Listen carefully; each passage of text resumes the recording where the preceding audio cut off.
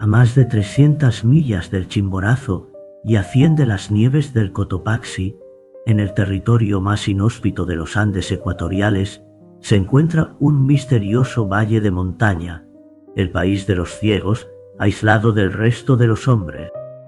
Hace muchos años ese valle estaba tan abierto al mundo que los hombres podían alcanzar por fin sus uniformes praderas, atravesando pavorosos barrancos y un helado desfiladero. Y unos hombres lograron alcanzarlo de verdad, una o dos familias de mestizos peruanos que huían de la codicia y de la tiranía de un malvado gobernante español. Luego sobrevino la asombrosa erupción del Maindobamba, que sumió en las tinieblas durante 17 días a la ciudad de Quito, y el agua hirvió en Yaguachi, y todos los peces muertos llegaron flotando hasta el mismo Guayaquil. Por doquier, a lo largo de las pendientes del Pacífico, hubo derrumbamientos y deshielos veloces e inundaciones repentinas, y una ladera completa de la antigua cumbre del Arauca se desprendió, desplomándose con gran estruendo, aislando para siempre el país de los ciegos de las pisadas exploradoras de los hombres. Pero uno de estos primeros pobladores se hallaba por azar al otro lado de los barrancos cuando el mundo se estremeció de un modo tan terrible, y se vio forzosamente obligado a olvidar a su esposa y a su hijo, y a todos los amigos, pertenencias que había dejado allá arriba, y a empezar una nueva vida en el mundo inferior. Volvió a empezarla, pero enfermo. Le sobrevino una ceguera y murió en las minas a causa de los malos tratos. Pero la historia que él contó engendró una leyenda que ha perdurado a lo largo de la cordillera de los Andes hasta nuestros días. Contó la razón que le había impulsado a aventurarse a abandonar aquel Guájara donde había sido transportado, por primera vez atado al lomo de una llama, junto con un enorme bulto de enseres, cuando era niño. El valle, decía, poseía todo cuanto pudiera desear el corazón del hombre. Agua dulce, pastos y un clima benigno, laderas de tierra fértil y rica, con marañas de arbustos que producían un fruto excelente, y de uno de los costados colgaban vastos pinares que frenaban las avalanchas en lo alto. Mucho más arriba, por tres costados, inmensos riscos de rocas de color gris verdoso estaban coronados de casquetes de hielo. Pero la corriente del glaciar no caía sobre ellos, sino que se precipitaba por las pendientes más alejadas y solo de vez en cuando las enormes masas de hielo rodaban por la ladera del valle. En este valle ni llovía ni nevaba, pero los abundantes manantiales proporcionaban ricos pastos verdes que la irrigación esparcía en toda la extensión del valle. Los colonizadores habían hecho realmente una buena labor en aquel lugar. Sus animales se criaron bien y se multiplicaron, y no había más que una cosa que ensombreciera su dicha. Y sin embargo, bastaba para ensombrecerla sobremanera. Una extraña enfermedad se había batido sobre ellos, haciendo que no solo todos los niños nacidos allí, sino también muchos de los otros niños mayores, fueran atacados por la ceguera. Para buscar algún amuleto o antídoto contra esta plaga, fue precisamente por lo que él, enfrentándose con la fatiga, los peligros y las dificultades, había bajado nuevamente por la garganta. En aquellos tiempos, en semejantes casos, los hombres no pensaban en gérmenes e infecciones, sino en pecados, y a él le parecía que la razón de esta calamidad debía estar motivada por la negligencia de estos inmigrantes sin sacerdote de no levantar un altar tan pronto como habían entrado en el valle. Él quería un altar bonito, barato y eficaz, para levantarlo en el valle. Quería reliquias y todos aquellos poderosos símbolos de la fe, como objetos bendecidos, medallas misteriosas y oraciones.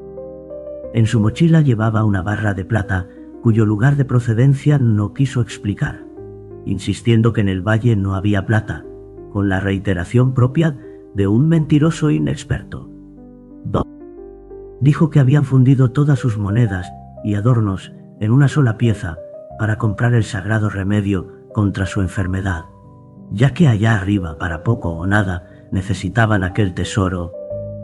Me imagino a este joven montañés de ojos turbios, requemado por el sol, flaco y ansioso, sujetando febrilmente el ala del sombrero, un hombre totalmente ignorante de las costumbres del mundo inferior, contándole esta historia, antes de la gran convulsión, a algún atento sacerdote de mirada astuta. Parece que le estoy viendo ahora mismo intentando regresar con remedios piadosos e infalibles contra aquel mal y la infinita congoja con la que debió contemplar la magnitud de la catástrofe que había obstruido la garganta de la que un día había salido. Pero nada sé del resto de la historia de sus infortunios, excepto que murió varios años después en trágicas circunstancias. Pobre oveja descarriada de aquella lejanía. La corriente que antaño había formado la garganta prorrumpe ahora desde la boca de una cueva rocosa, y la leyenda a que había dado paso su desdichada historia mal contada se convirtió en la leyenda de una raza de hombres ciegos que existía en alguna parte, más allá de las montañas, la leyenda que aún hoy se puede escuchar. Y en medio de la escasa población de aquel valle, ahora aislado y olvidado, la enfermedad siguió su curso. Los ancianos se volvieron cegatos y andaban a tientas. Los jóvenes veían pero confusamente, y los niños que les nacieron no vieron jamás. Pero la vida era fácil en aquel remanso, perdido para todo el mundo, donde no había ni zarzas ni espinas, ni insectos dañinos ni bestias, excepto las apacibles llamas que habían arrastrado, empujado y seguido al remontar los cauces de los mermados ríos en las gargantas por las que ascendieron.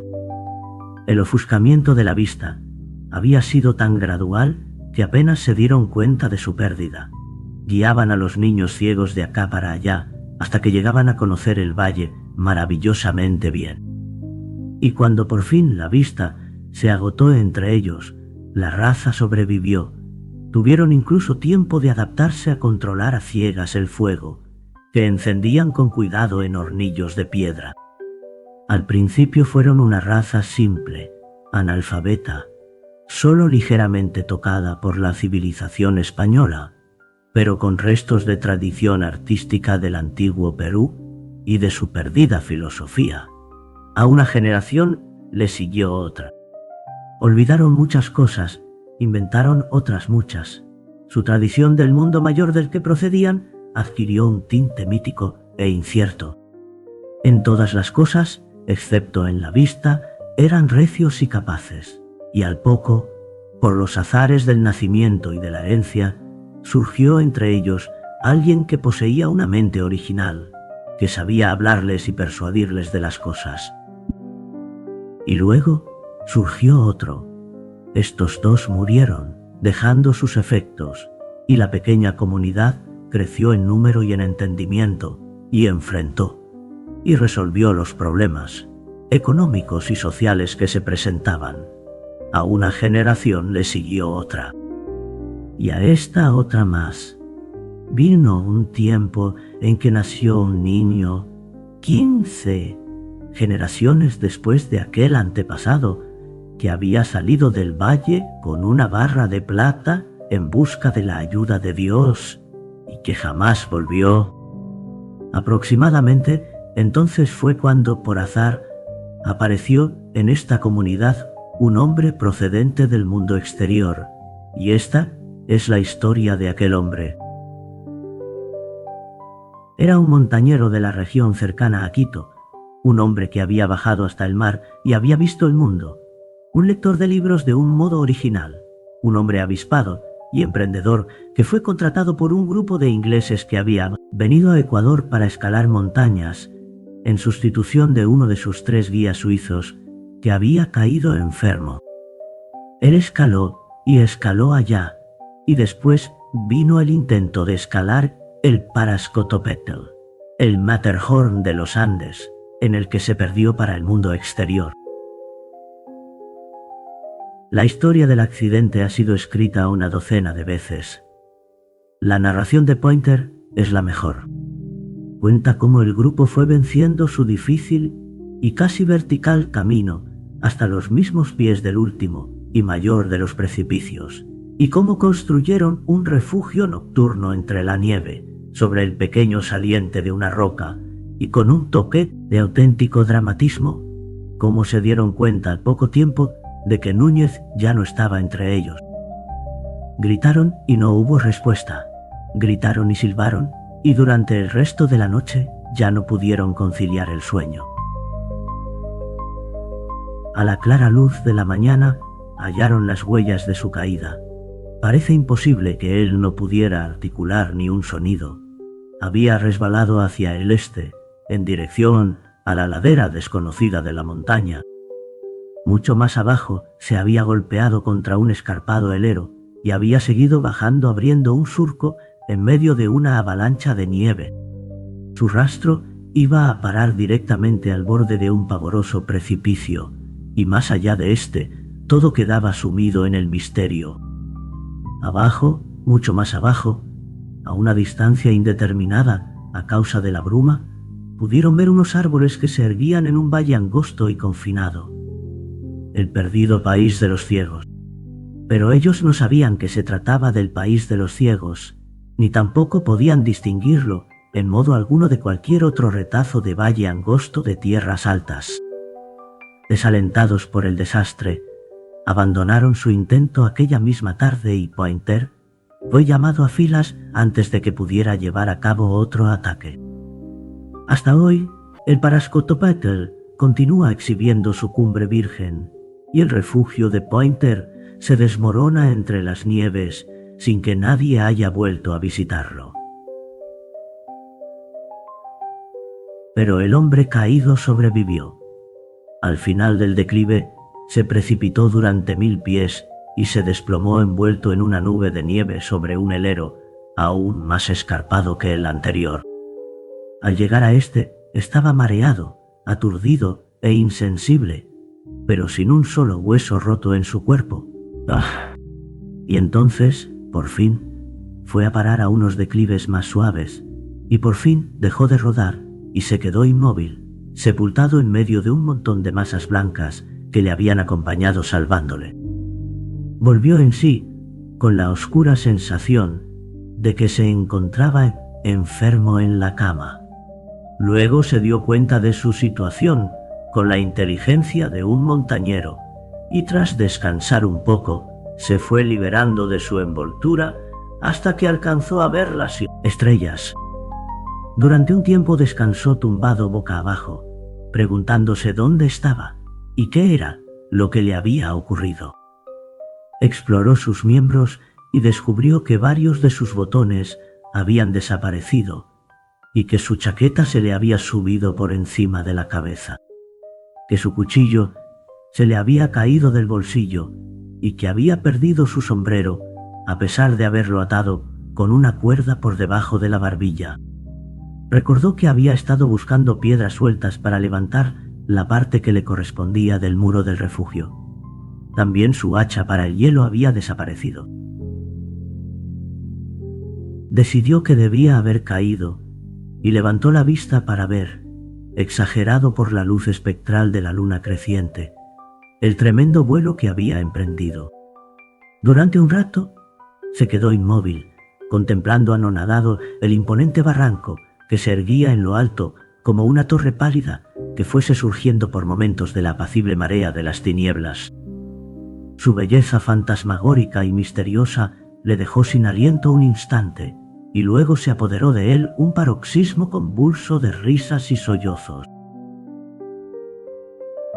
Después de un largo rato, tuvo conciencia de que se encontraba cerca del borde inferior de la nieve. Abajo, al fondo de lo que ahora era un declive practicable e iluminado por la luna, vio la forma oscura y áspera de la turba salpicada de peñas. Luchó para ponerse en pie, con todas las articulaciones y miembros doloridos. Se liberó trabajosamente del cúmulo de nieve suelta que le rodeaba, y fue bajando hasta llegar a la turba, y una vez allí, más que tumbarse, se dejó caer junto a una peña, bebió un largo trago de la cantimplora que llevaba en su bolsillo interior y se durmió instantáneamente. Le despertó el canto de los pájaros sobre los árboles en la lejanía. Se incorporó y advirtió que se hallaba sobre un pequeño montículo a los pies de un inmenso precipicio que estaba surcado por la barranca por la que había caído rodeado de nieve. Ante él, otro muro de rocas se levantaba contra el cielo.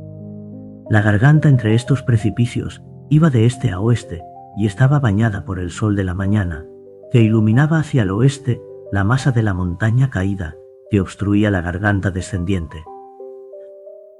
A sus pies parecía abrirse un precipicio igualmente escarpado, pero detrás de la nieve, en la hondonada, encontró una especie de hendidura en forma de chimenea que chorreaba agua de nieve y por la que un hombre desesperado podía aventurarse a bajar.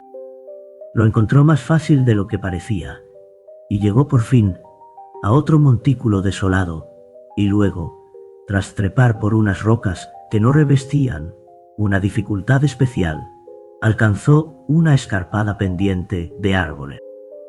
Se orientó y volvió la cara hacia lo alto de la garganta, ya que vio que desembocaba sobre unos prados verdes, entre los cuales ahora podía vislumbrar con mucha nitidez un grupo de cabañas de piedra de construcción insólita. A veces su avance resultaba tan lento que era como intentar trepar por la superficie de un muro, pero después de un cierto tiempo, el sol, al elevarse, dejó de batir a lo largo de la garganta. Los trinos de los pájaros se apagaron y el aire que les rodeaba se volvió frío y oscuro. Pero debido a esto, el valle distante adquirió mayor luminosidad. Al poco llegó a un talud y entre las rocas, ya que era un hombre observador, reparó en un insólito helecho que parecía estar intensamente agarrado fuera de las hendiduras con grandes manos verdes. Tomó una o dos de sus frondas y mordió su tallo y lo encontró agradable. Hacia mediodía salió por fin de la garganta del desfiladero y se encontró en el llano que bañaba la luz del sol. Estaba entorpecido y fatigado.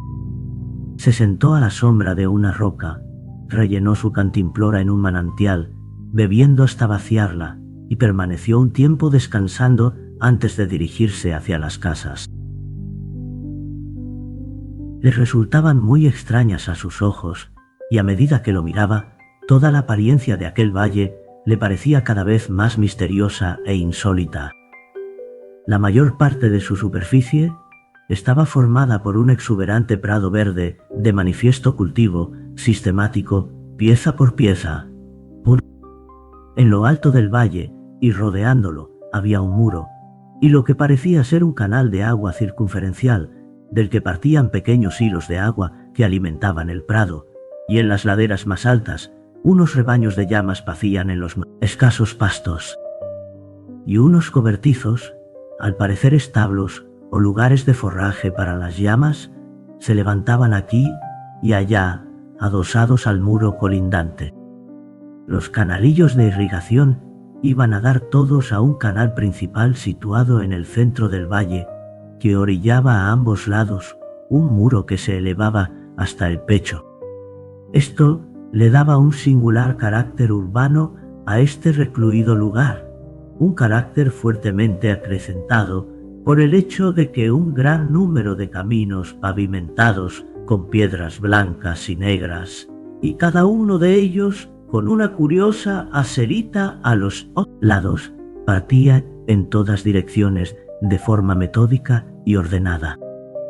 Las casas de la parte central de la aldea eran muy diferentes de las aglomeraciones casuales y fortuitas de las aldeas de montaña que él conocía. Se erguían en hileras continuas a ambos lados de una calle central de asombrosa limpieza. Aquí y allá sus fachadas estaban horadadas por una puerta, y ni siquiera una ventana rompía la uniformidad de su frente. Estaban parcialmente coloreadas con extraordinaria irregularidad, embarradas con una especie de enlucido a veces gris, a veces pardo, a veces de color pizarra o marrón oscuro. Y fue a la vista de este excéntrico enlucido Cuando apareció por primera vez la palabra ciego en los pensamientos del explorador, el buen hombre que ha hecho eso, pensó, debía estar más ciego que un murciélago. Descendió por un escarpado repecho y llegó al muro y al canal que recorría el valle, y al acercarse, este último expulsó su exceso de contenido en las profundidades de la garganta, formando una cascada fina y trémula.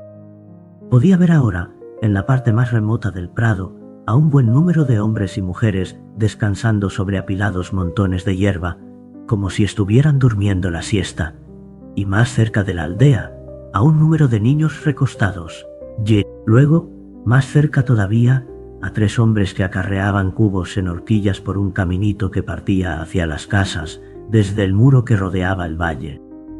Estos últimos iban vestidos con ropajes hechos de lana de llama y con botas y cinturones de cuero, y llevaban gorras de paño que les cubrían la nuca y las orejas.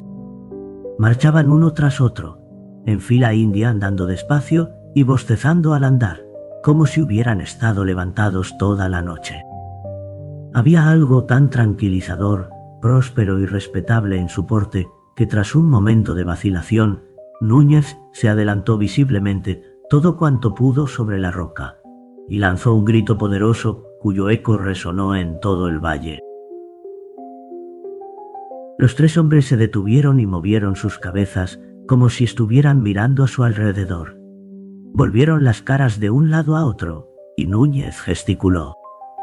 Pero no parecieron verle, a pesar de todos sus gestos, y al cabo de un rato, dirigiéndose hacia las lejanas montañas de la derecha, gritaron a su vez como respuesta. Núñez voceó otra vez, y entonces, una vez más, mientras gesticulaba sin resultado, la palabra ciego se abrió paso entre sus pensamientos. «Estos estúpidos deben estar ciegos», dijo. Cuando por fin, tras muchos gritos e irritación, Núñez cruzó el riachuelo por un puentecillo, entró por una puerta que había en el muro y se acercó a ellos, tuvo la certeza de que estaban ciegos. Tenía la certeza de que este era el país de los ciegos del que hablaban las leyendas. Había surgido ante él la convicción y una sensación de gran aventura decididamente envidiable. Los 3 se quedaron el uno junto al otro sin mirarle, pero con los oídos colocados en dirección suya, juzgándole por sus pasos no familiares. Se quedaron muy juntos el uno del otro, como hombres un poco temerosos, y él pudo ver sus párpados cerrados y hundidos, como si el mismo globo ocular se hubiera contraído. Había una expresión casi de pavor en sus rostros. Un hombre, dijo uno, en un español casi irreconocible, es un hombre o un espíritu, que baja por las rocas, pero Núñez avanzaba con el paso confiado de un joven que avanza por la vida. Todas las viejas historias del Valle Perdido y del país de los ciegos se agolpaban de nuevo en su mente, y entre sus pensamientos destacó este antiguo refrán, como un estribillo.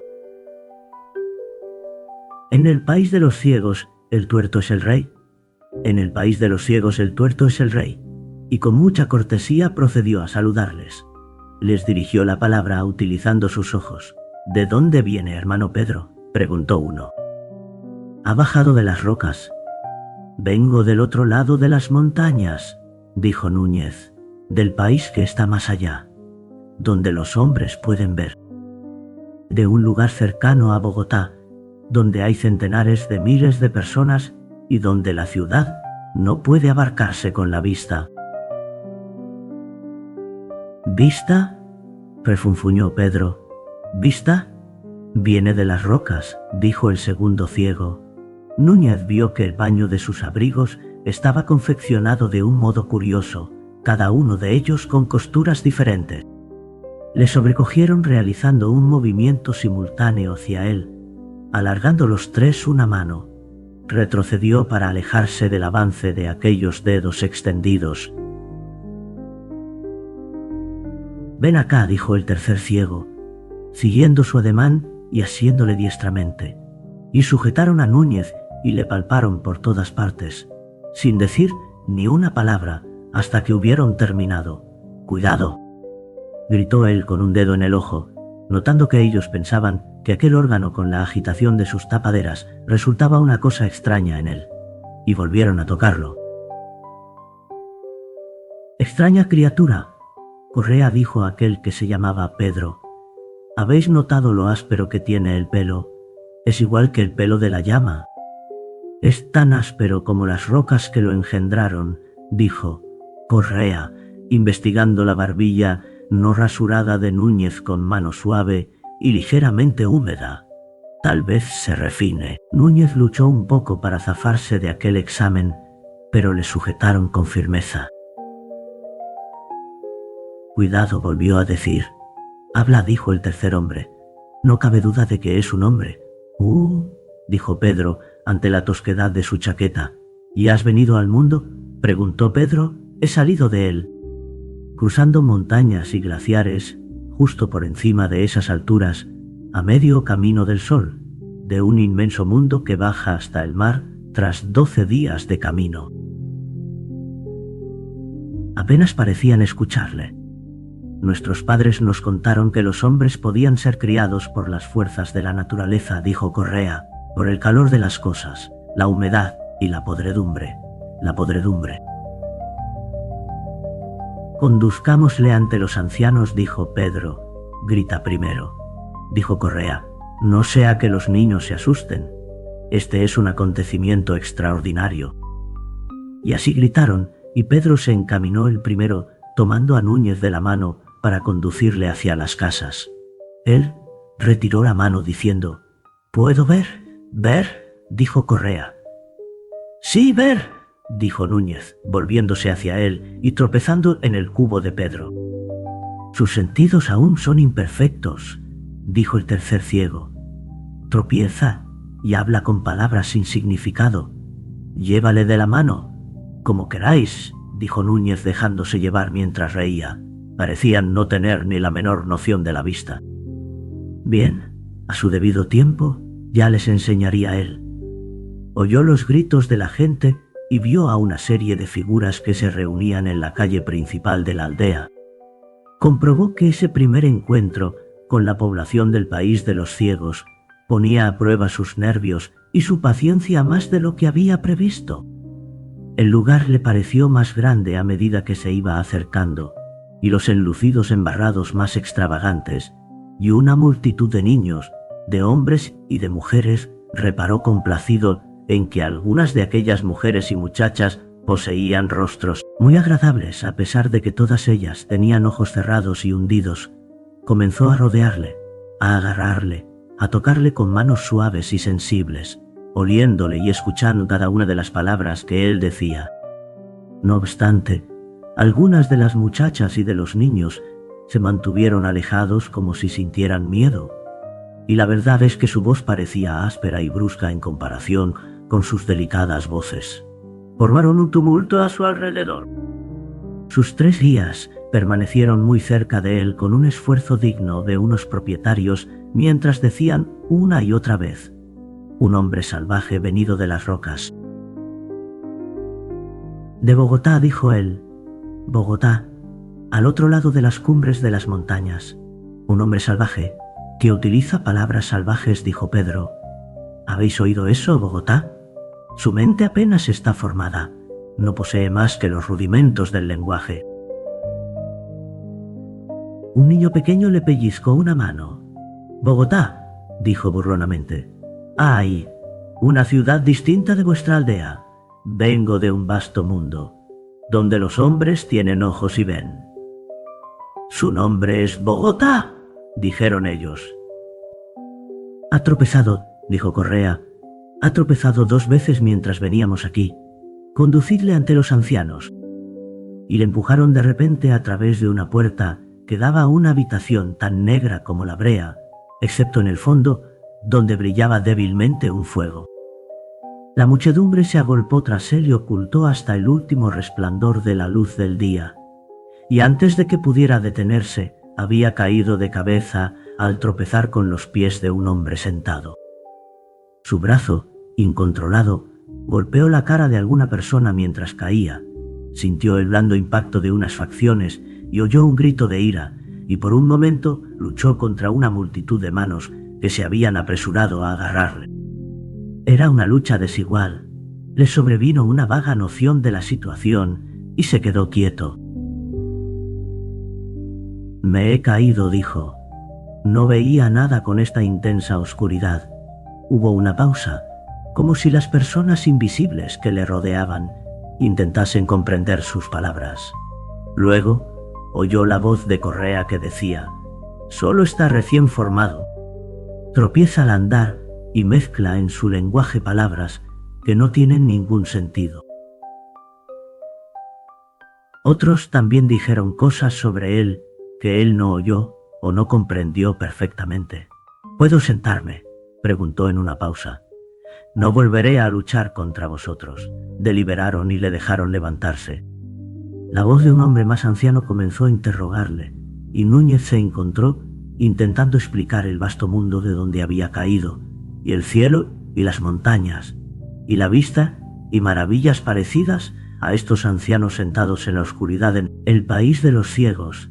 No, y ellos no quisieron ni creer ni comprender nada de todo cuanto pudiera contarles, un hecho que no entraba en absoluto dentro de sus expectativas.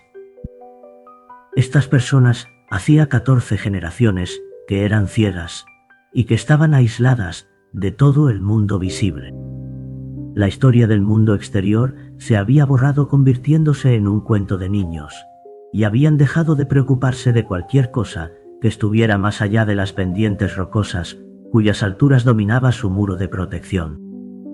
Habían surgido entre ellos hombres ciegos de genio que cuestionaron los retazos de creencias y de tradiciones que habían llevado consigo en sus días de visión, y habían desechado todas estas cosas como vanas fantasías, reemplazándolas con nuevas y más sensatas explicaciones. La mayor parte de su imaginación se había marchitado con sus ojos, y se habían creado por sí solos unas nuevas imaginaciones mediante sus, cada vez más sensibles, oídos y yemas de los dedos. Lentamente, Núñez empezó a darse cuenta de esto, que sus expectativas de asombro y reverencia ante su origen y sus dotes no iban a confirmarse, y tras este malogrado intento de explicarles la vista, que había sido descartado como la confusa versión de un ser recién formado que describía las maravillas de sus incoherentes sensaciones, accedió, un poco desanimado, a escuchar su instrucción. Y el más anciano de los ciegos le explicó la vida, la filosofía y la religión, y cómo el mundo, refiriéndose a su valle, había sido al principio un hueco vacío en las rocas, y que después había sido poblado primero por cosas inanimadas sin dar el don del tacto, y por llamas y por unas cuantas criaturas que tenían muy poco sentido, y luego por hombres, y finalmente por ángeles, cuyos cantos y revoloteos podían oírse, pero que nadie podía tocar de ningún modo, cosa que dejó muy perplejo a Núñez hasta que se le ocurrió pensar en los pájaros. Prosiguió contándole a Núñez la forma en que este tiempo había sido dividido en frío y calor, que para los ciegos son los equivalentes del día y de la noche, y cómo lo juicioso era dormir durante el calor y trabajar durante el frío, de modo que, si no hubiera sido por su llegada, todo el pueblo de los ciegos hubiera estado dormido.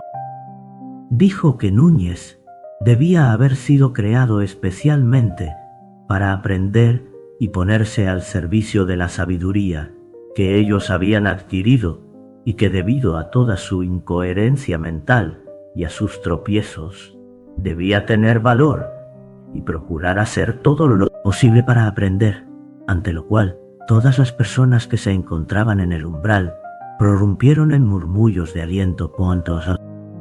Dijo que la noche, pues los ciegos llamaban al día noche, ya estaba muy avanzada y que convenía que todo el mundo volviera a dormir. Le preguntó a Núñez si sabía dormir y Núñez dijo que sí, pero que antes de dormir quería comida. Le trajeron comida, leche de llama en un cuenco y un pan tosco salado, y le condujeron a un lugar solitario para que comiera sin que le oyeran, y después a dormir hasta que el frío vespertino de la montaña les despertara para volver a empezar su día. Pero Núñez no durmió en absoluto. En vez de eso, se incorporó en el mismo lugar donde le habían dejado, descansando sus miembros y dándole vueltas en la cabeza, una y otra vez, a las imprevistas circunstancias que habían rodeado su llegada. De tanto en tanto se reía, a veces divertido y a veces indignado. Una inteligencia sin formar, decía. Aún no tiene sentidos. Qué poco saben que han estado insultando a su amo y señor, enviado por el cielo. Veo que debo hacerles entrar en razón. Tengo que pensar. Aún estaba pensando cuando se puso el sol. Núñez sabía captar la belleza de las cosas y le pareció que el brillo de las pendientes nevadas y de los glaciares que despedía cada lado del valle era la cosa más hermosa que había visto jamás. Su vista se paseó desde aquel inaccesible deleite hasta la aldea y los campos irrigados, hundiéndose velozmente en el atardecer, y súbitamente se apoderó de él una oleada de emoción, y dio gracias a Dios desde el fondo de su corazón por haberle regalado el poder de la vista.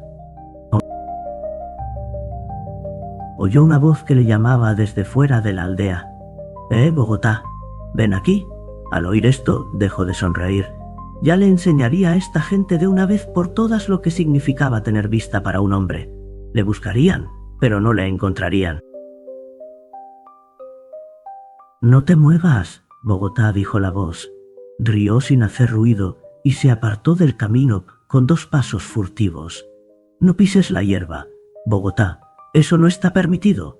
Núñez apenas había oído el ruido que había hecho y se detuvo asombrado. El dueño de la voz subió corriendo hacia él por el sendero jaspeado. Volvió a entrar en el camino. Aquí estoy, dijo. ¿Por qué no acudiste cuando te llamé? Dijo el ciego. Es que tienen que llevarte igual que a un niño. ¿No oyes el camino al andar? Núñez rió. Lo puedo ver, dijo. No existe ninguna palabra como ver, dijo el ciego, tras una pausa. Basta de insensateces y sigue el ruido de mis pasos. Núñez le siguió un poco irritado. Ya llegará mi momento, dijo. Aprenderás, respondió el ciego. En el mundo hay mucho que aprender. ¿No te ha dicho nadie que en el país de los ciegos el tuerto es el rey? ¿Qué es ciego?, preguntó el ciego descuidadamente por encima del hombro. Pasaron 4 días, y al quinto el rey de los ciegos aún seguía de incógnito, como un extraño torpe e inútil entre sus súbditos. Comprobó que le resultaba mucho más difícil proclamarse rey de lo que se había imaginado, y entretanto, mientras meditaba su golpe de estado, hizo lo que le decían y aprendió las formas y las costumbres del país de los ciegos. Trabajar y vagar de noche le pareció una cosa especialmente fastidiosa y decidió que sería lo primero que modificaría.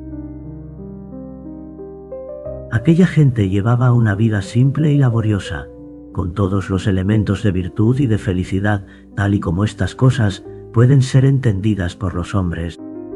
Se afanaban, pero no de un modo opresivo. Tenían ropas y alimentos suficientes para sus necesidades, tenían días y temporadas de descanso, hacían música y cantaban mucho, y había entre ellos amor y niños pequeños. Era maravilloso ver con qué confianza y precisión se movían por su ordenado mundo. Todo había sido hecho en función de sus necesidades. Cada uno de los caminos radiales de la zona del valle formaba un ángulo constante con los demás y se distinguía por una muesca especial en su acera.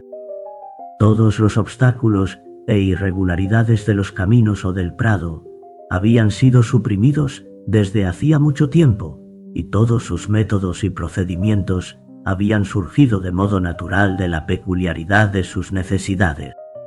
Sus sentidos se habían agudizado maravillosamente, oían y juzgaban el gesto más leve de un hombre a una docena de pasos de distancia, oían incluso el mismo latido de su corazón. La entonación había reemplazado a la expresión desde muy antiguo entre ellos, y el tacto al gesto, y su trabajo con la azada, la pala y la horca, se desarrollaba con tanta confianza y libertad como el de cualquier jardinero. Su sentido del olfato era extraordinariamente sutil. Podían distinguir las diferencias de cada individuo con la misma facilidad que un perro y cuidaban de las llamas, que vivían entre las rocas altas y bajaban hasta el muro en busca de comida y refugio, con comodidad y confianza. Solo cuando Núñez decidió por fin hacer valer sus derechos, se dio cuenta de lo ágiles y seguros que podían ser sus movimientos. Se rebeló solamente después de haber intentado persuadirlos. Primero, intentó hablarles en numerosas ocasiones de la vista. «Escuchadme un momento», decía. «Hay cosas en mí que vosotros no comprendéis». Una o dos veces uno o dos de ellos le prestaron atención. Se sentaron con los rostros inclinados hacia abajo y los oídos inteligentemente vueltos hacia él, y él se esmeró para contarles lo que significaba ver. Entre sus oyentes se encontraba una muchacha, con párpados menos enrojecidos y hundidos que los de los demás, de manera que casi podía imaginarse que estaba ocultando unos ojos, a quien él esperaba convencer especialmente. Habló de las bellezas de la vista, de la contemplación de las montañas, del cielo y del amanecer, y ellos le escucharon con divertida incredulidad, que pronto se trocó en condena. Le dijeron que no existían montañas algunas, sino que el final de las rocas, donde pastaban las llamas, era definitivamente el final del mundo. A partir de ahí, se erguía el cavernoso techo del universo, desde donde caían el rocío y las avalanchas. Y cuando él sostuvo resueltamente que el mundo no tenía ni final ni techo como ellos suponían, le dijeron que sus pensamientos eran malvados. Mientras les describía el cielo y las nubes y las estrellas, aquello les parecía un espantoso vacío, una nada terrible en el lugar de la bóveda uniforme que protegía las cosas en las que creían, porque para ellos era un artículo de fe que el techo de la caverna fuera exquisitamente suave al tacto. Él veía que en cierto modo los estaba sobresaltando, y entonces renunció totalmente a abordar este aspecto, tratando de mostrarles las ventajas prácticas de la vista. Una mañana vio a Pedro en el llamado Camino 17 que venía hacia las casas centrales, pero aún demasiado alejado como para ser oído u olfateado, y se lo dijo a ellos. Dentro de poco profetizó: «Estará aquí Pedro». Un anciano observó que Pedro no tenía nada que hacer en el Camino 17, y como para confirmarlo, aquel individuo, mientras se acercaba, giró transversalmente tomando por el Camino 10, dirigiéndose con pasos ágiles hacia el muro exterior. Al no llegar Pedro, se burlaron de él, y luego, cuando él interrogó a Pedro para salvaguardar su reputación, éste le desmintió y se enfrentó con él, y desde aquel día le fue hostil. A continuación, les indujo a dejarle recorrer un largo camino por los prados en declive hacia el muro, acompañado de un individuo complaciente, a quien prometió describirle todo cuanto ocurriera entre las casas. Notó ciertas idas y venidas, pero las cosas que parecían significar algo para esta gente sucedieron en el interior o detrás de las casas sin ventanas, las únicas cosas de las que ellos tomaron nota para ponerle a prueba, pero de estas nada pudo ver ni contar. Y fue después del fracaso de su tentativa y de las mofas que ellos no pudieron reprimir, cuando él recurrió a la fuerza. Pensó en agarrar una pala y derribar súbitamente con ella a uno o dos al suelo para poder así, en un combate leal, demostrar las ventajas de la vista. Impulsado por aquella resolución, no llegó más que a asir la pala, porque luego descubrió algo nuevo en él, que le resultaba imposible golpear a un ciego a sangre fría. Vaciló y comprobó que todos ellos eran conscientes de que él había agarrado la pala. Permanecieron alerta, con las cabezas ladeadas y las orejas dobladas hacia él, a la espera de lo que se propusiera hacer. «Tira esa pala», dijo uno, y sintió una especie de terror impotente, que casi le hizo obedecer. Entonces acometió contra uno lanzándolo contra la pared de una casa y salió corriendo hasta encontrarse fuera de la aldea. Entró de través por uno de sus prados, dejando rastros de hierba pisoteada detrás de sus pies, y al poco se sentó junto al borde de uno de sus caminos. Sintió un poco de la excitación que invade a todos los hombres al comienzo de una pelea, pero una perplejidad mayor. Empezó a darse cuenta de que ni siquiera se podía luchar a gusto con criaturas que parten de una base mental diferente. En la lejanía, vio a una multitud de hombres con palas y garrotes que salían de la calle de las casas y avanzaban desplegados en línea hacia él por los numerosos caminos. Avanzaban lentamente, hablando con frecuencia entre sí, y de tanto en tanto todo el cordón se detenía a olisquear el aire y a escuchar. Núñez rió la primera vez que les vio hacer esto, pero después ya no volvió a reír. Uno de ellos descubrió su rastro en la hierba del prado y se agachó para tantear la dirección que debía seguir. Durante 5 minutos contempló la lenta maniobra de Cordón, y entonces su remota intención de hacer algo se hizo apremiante.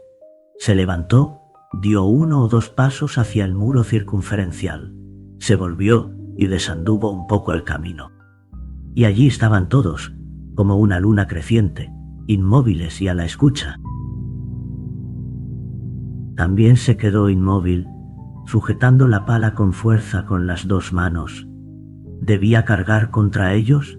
Sus oídos le latían al ritmo de En el país de los ciegos. ¿El tuerto es el rey? ¿Debía cargar contra ellos? Lanzó una mirada tras él hacia el alto muro inaccesible. Inaccesible a causa de la uniformidad de su enlucido, pero atravesado además por muchas puertecitas, y luego miró a la cercana línea de perseguidores. Tras ellos, otros salían ahora de la calle de las casas. ¿Debía cargar contra ellos? «¡Bogotá!», llamó uno de ellos. «¡Bogotá! ¿Dónde estás?».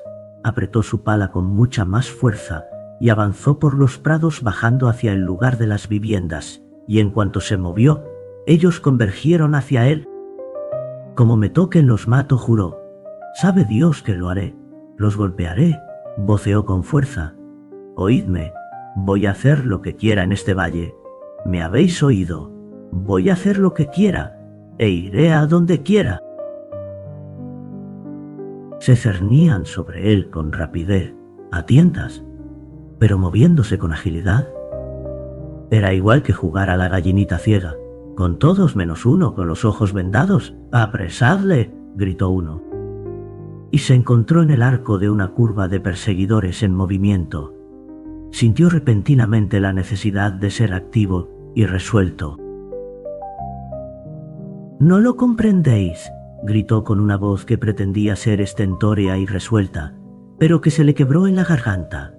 «Vosotros sois ciegos, y yo veo. Dejadme en paz». «Bogotá, tira esa pala y sal de la hierba». La última orden, grotesca dentro de una familiaridad civilizada, resonó con un eco de cólera. «Os lastimaré», dijo entre sollozos de emoción. «Sabe Dios que os lastimaré. Dejadme en paz». Empezó a correr sin saber claramente hacia dónde. Corrió desde el ciego más próximo, porque le horrorizaba golpearle. Se paró y luego tuvo un arranque para escapar de las filas que se cerraban sobre él. Se dirigió hacia donde el hueco era mayor, pero los hombres situados a ambos lados, con rápida percepción de la aproximación de sus pasos, Se precipitaron el uno contra el otro. Dio un brinco hacia adelante y entonces vio que estaba atrapado y asestó un golpe con la pala. Notó el ruido sordo de un brazo y de una mano, y el hombre cayó en tierra con un grito de dolor. Estaba libre. ¡Libre! Y a continuación se encontró de nuevo cerca de la calle de las casas, donde los ciegos, enarbolando palas y estacas, corrían de un lado a otro con una presteza que parecía razonada. Oyó pasos detrás de él justo a tiempo y se encontró frente a un hombre alto que se precipitaba contra él asestando golpes, guiado por el ruido que emitía. Perdió el control, le asestó un mandoble a su antagonista, giró sobre sí mismo y huyó casi chillando mientras le hacía un quiebro a otro. Estaba presa del pánico. Corrió furiosamente de un lado a otro, haciendo quiebros cuando no había ninguna necesidad de hacerlos y tropezando, angustiado por querer ver al instante todo cuanto le rodeaba. Por un momento cayó y ellos oyeron su caída.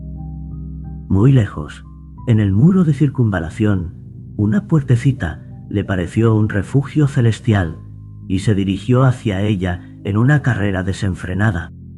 Ni siquiera se volvió para mirar a sus perseguidores hasta que la alcanzó, y eso que había tropezado al cruzar el puente, trepado un trecho entre las rocas con sorpresa de una llama joven que de un brinco se perdió de vista y se había tumbado para recuperar el resuello entre sollozos.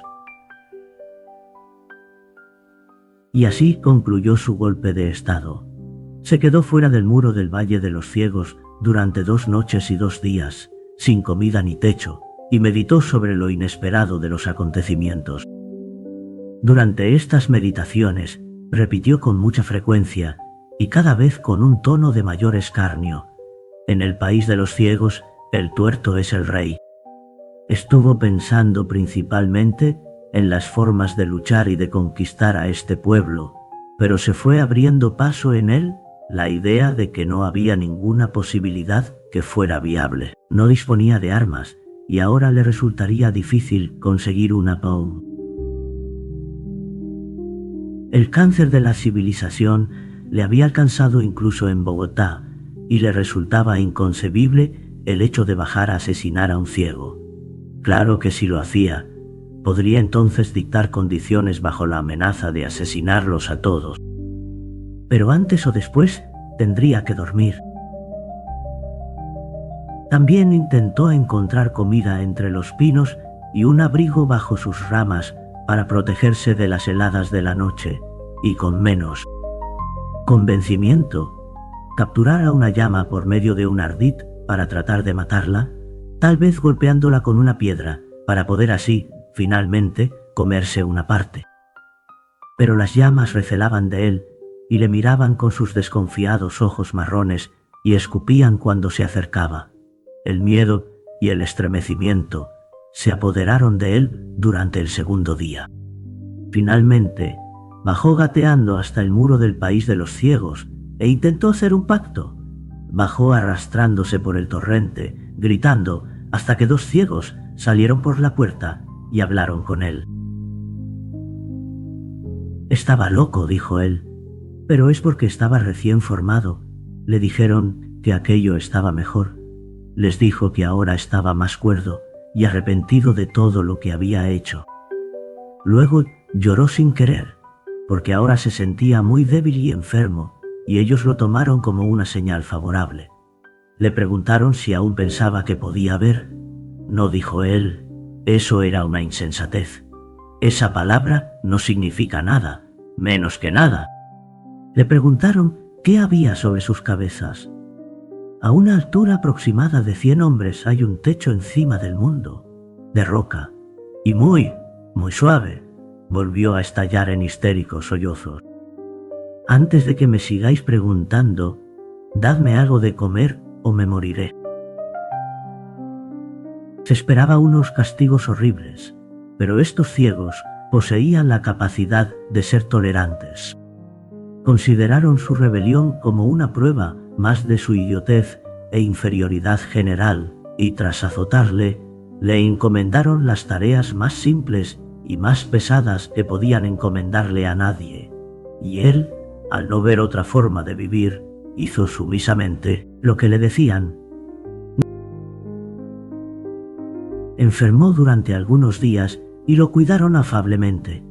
Eso afinó su sumisión, pero insistieron en que guardara cama en la oscuridad, lo que acrecentó su desdicha.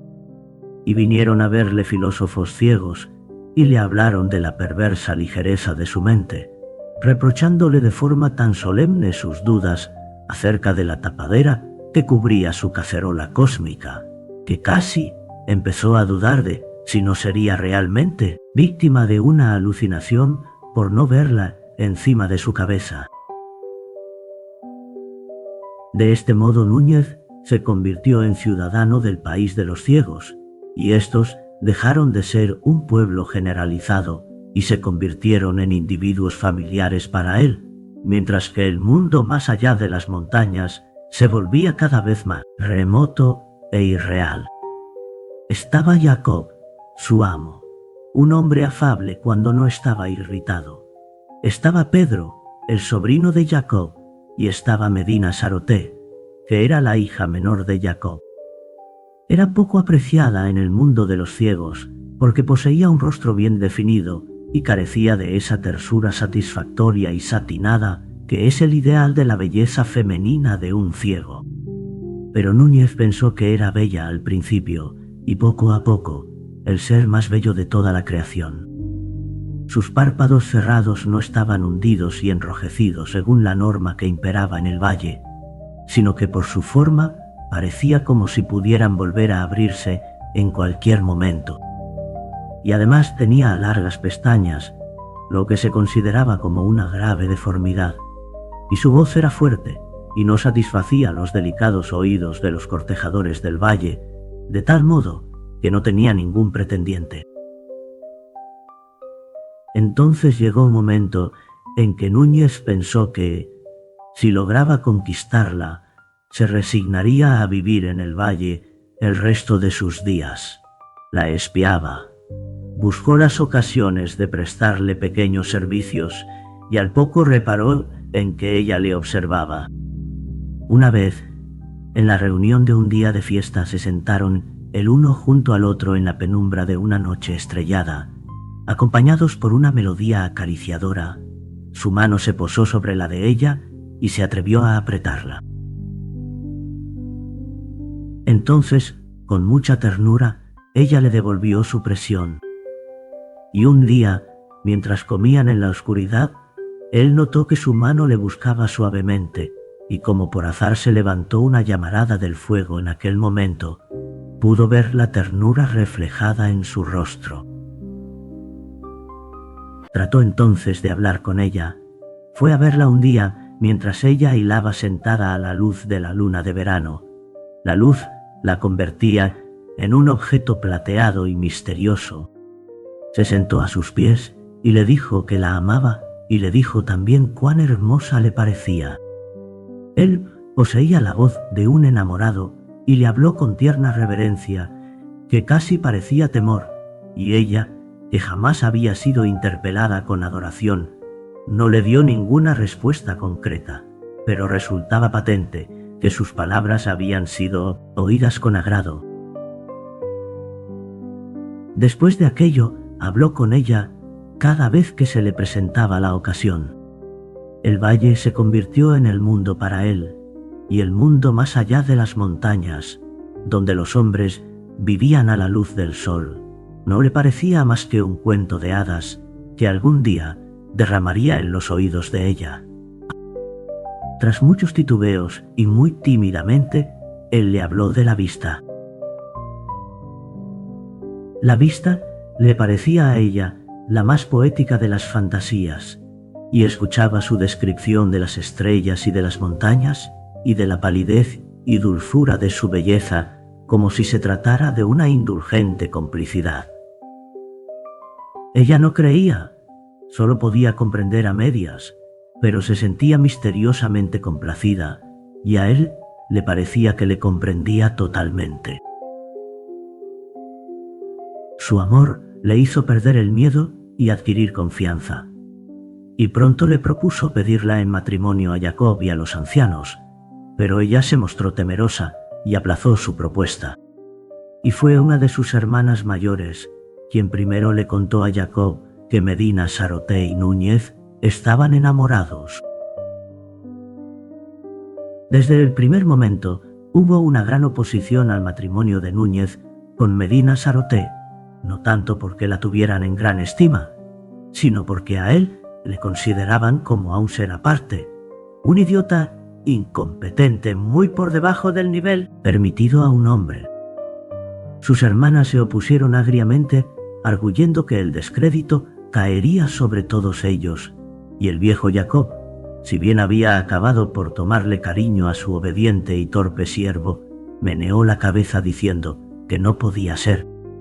Los jóvenes se mostraron todos irritados ante la idea de corromper la raza, y uno de ellos fue tan lejos que llegó a vilipendiar y a golpear a Núñez. Este le devolvió el golpe.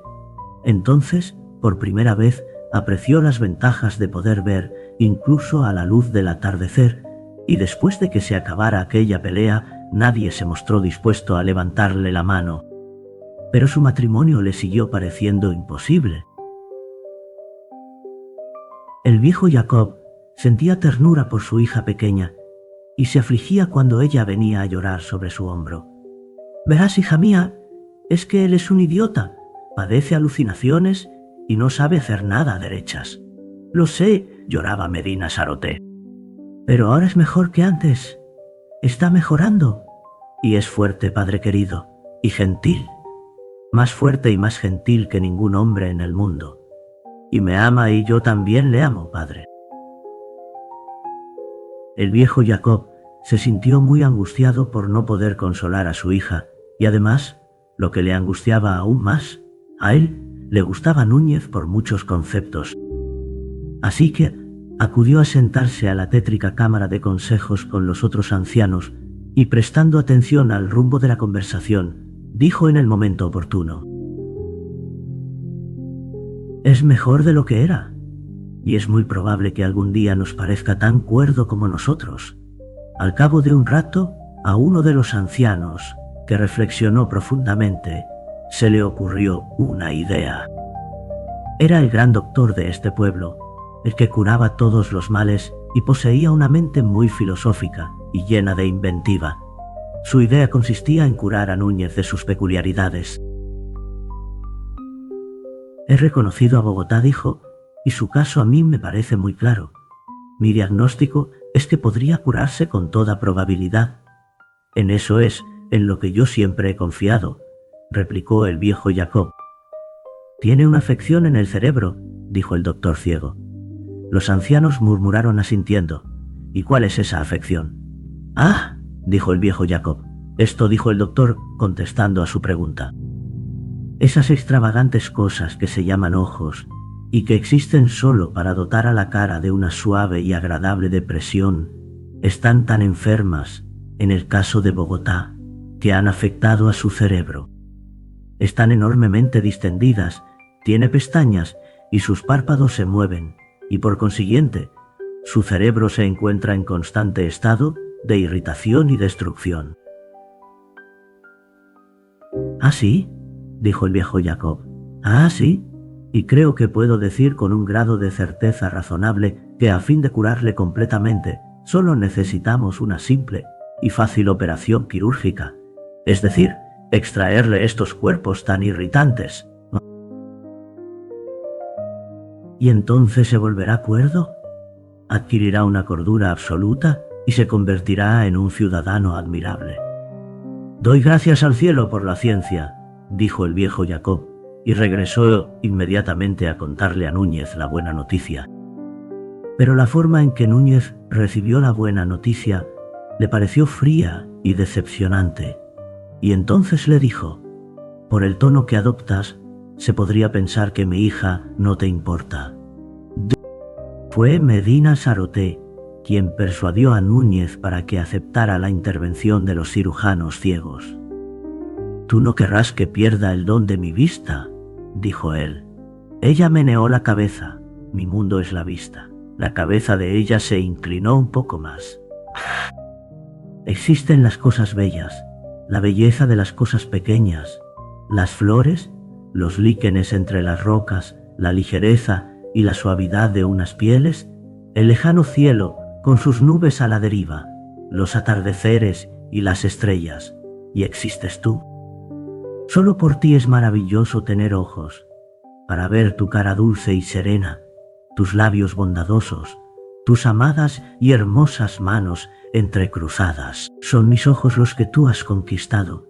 Estos ojos son los que me atan a ti, y lo que estos idiotas buscan. En vez de eso, debería tocarte, oírte y no volver a verte jamás. Debería acomodarme bajo ese techo de rocas, de piedras y de tinieblas, ese horrible techo bajo el cual tu imaginación se aplasta. No, tú no querrás que yo haga eso, ¿verdad? Una duda terrible había surgido en él. Se detuvo y dejó la pregunta en el aire. A veces, dijo ella, me gustaría. Y se detuvo. Sí, dijo él un poco aprensivo. A veces me gustaría que no hablaras de esa manera. ¿De qué manera? Sé que es bonito. Es tu imaginación. Y me encanta, pero ahora... Él sintió un escalofrío. ¿Ahora? Dijo débilmente. Ella permaneció inmóvil. ¿Quieres decir? ¿Piensas que tal vez estaría mejor si...? Estaba captando las cosas con mucha prontitud. Sintió cólera, una verdadera cólera ante el absurdo rumbo del destino, pero también compasión por su falta de comprensión, una compasión muy cercana a la piedad. Amada mía, dijo, y pudo ver por su palidez cuán intensa presión ejercía su espíritu contra las cosas que ella no podía decir. La rodeó con sus brazos, la besó en la oreja y permanecieron un rato sentados en silencio.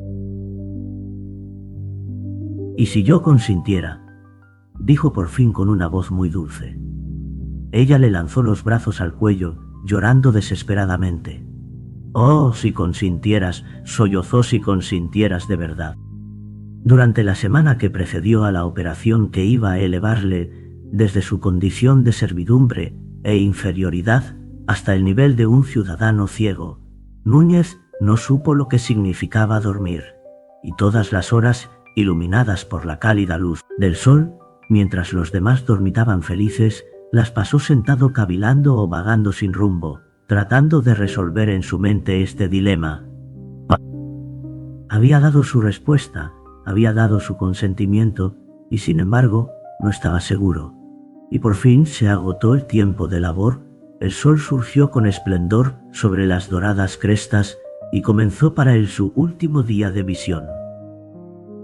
Pasó algunos minutos con Medina Saroté antes de que ella se fuera a dormir.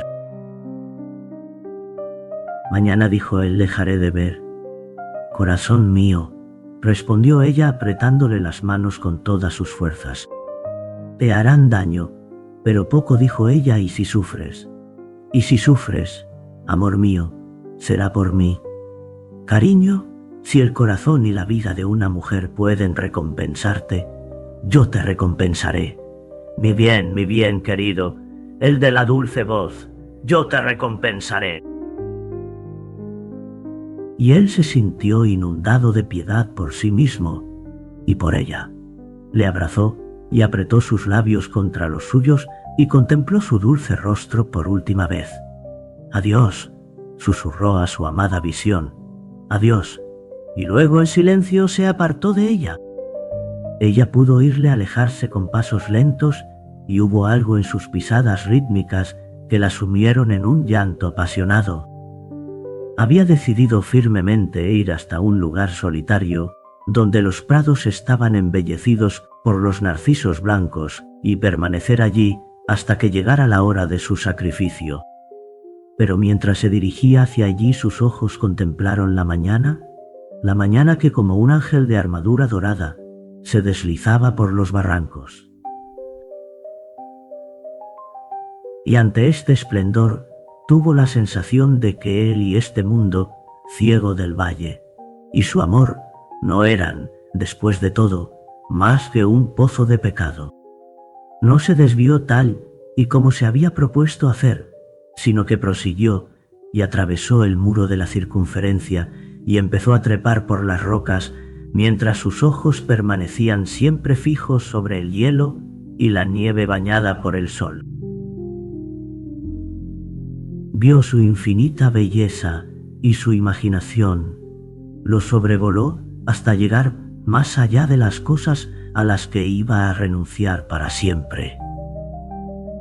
Pensó en el gran mundo libre del que se hallaba apartado, su propio mundo, y tuvo la visión de aquellas remotas pendientes más allá de la distancia, con Bogotá, un lugar de belleza multitudinaria y agitada, una gloria de día y un luminoso misterio de noche, un lugar de palacios, fuentes y estatuas y casas blancas, hermosamente emplazadas en la media distancia.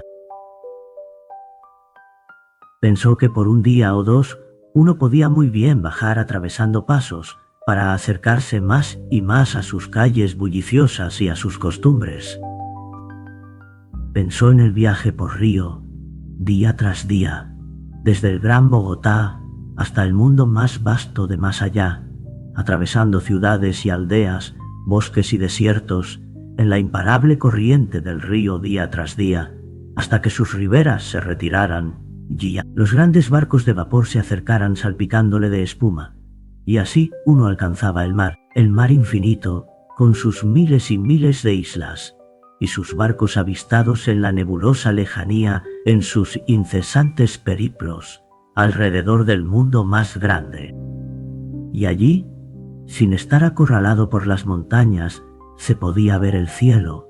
Sí, el cielo, no el disco que se veía desde aquí, sino un arco de azul inconmensurable, en cuyos abismos más profundos flotaban dando vueltas las estrellas.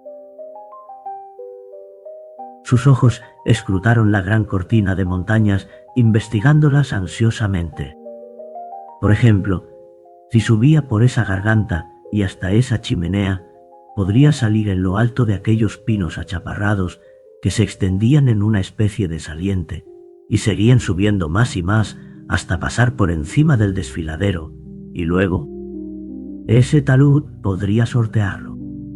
Desde allí, tal vez pudiera encontrar una ruta para trepar hasta el precipicio que se hallaba debajo de la nieve, y si le fallaba esa chimenea, entonces quizá otra más alejada, hacia el este, pudiera servir a sus propósitos. ¿Y luego? Entonces se encontraría sobre la nieve de color ámbar y a medio camino de la cresta de aquellas magníficas desolaciones. Se volvió para mirar la aldea y la contempló con resolución. Pensó en Medina Saroté, que se había convertido en un punto pequeño y remoto. Se volvió de nuevo hacia la pared montañosa, junto a cuyas pendientes le había sorprendido el día.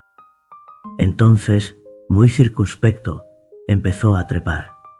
Al ponerse el sol había dejado de trepar, pero se encontraba lejos y muy alto. Había estado más alto, pero aún así seguía estando muy alto.